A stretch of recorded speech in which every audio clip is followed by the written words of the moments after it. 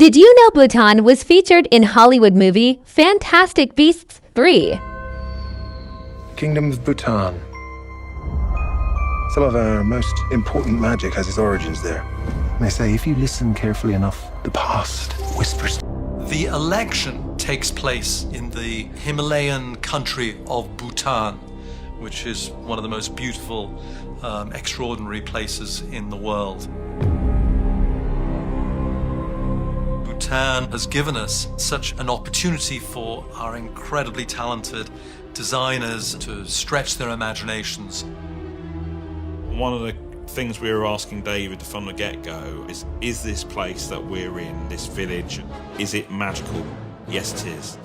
So that meant that we've got our characters running around and doing spells and things in a magical place, so we don't have to hide magic. Bhutan hasn't probably changed as much as the Western world has over the last 200 years. And so we managed to get hold of some incredible architectural books on Bhutan and their houses and their buildings, their traditional buildings. It allowed us in a very quick time to understand Bhutanese architecture, village architecture and things like that. It's always exciting to see new architecture that you've never dealt with before being built. Just going through new textures and new tones, and it's just been absolutely amazing. The area itself is massive. We have a temple courtyard at the bottom, a massive flight of stairs, and then the top courtyard. We're not shooting with blue screen, we're shooting with a coloured backing that is the same sort of colour as the sky and whatever's surrounding us. And we've got wind blowing all the time and everything, and the illusion is great. I think it's amazing to be out in the open and in this amazing place that has a sense of magic and mysticism to it anyway.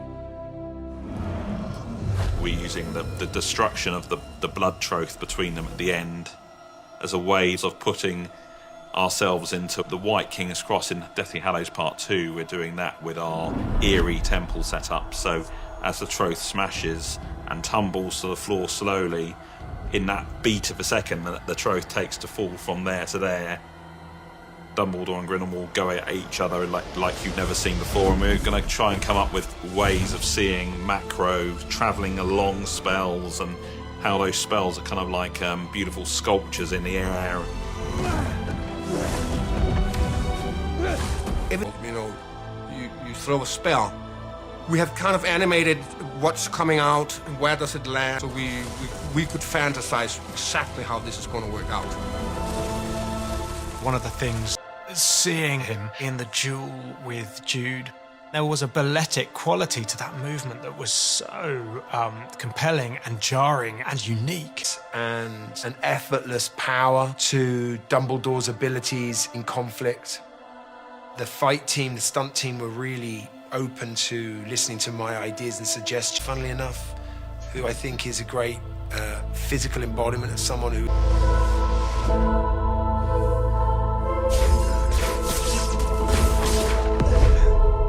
There's something really compelling about this relationship between Dumbledore and Grindelwald. They are two men who I think, had such a powerful love for each other.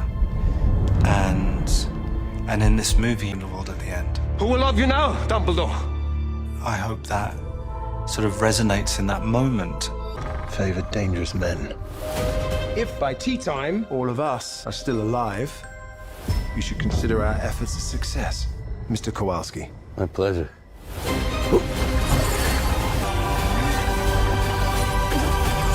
Do to stop me.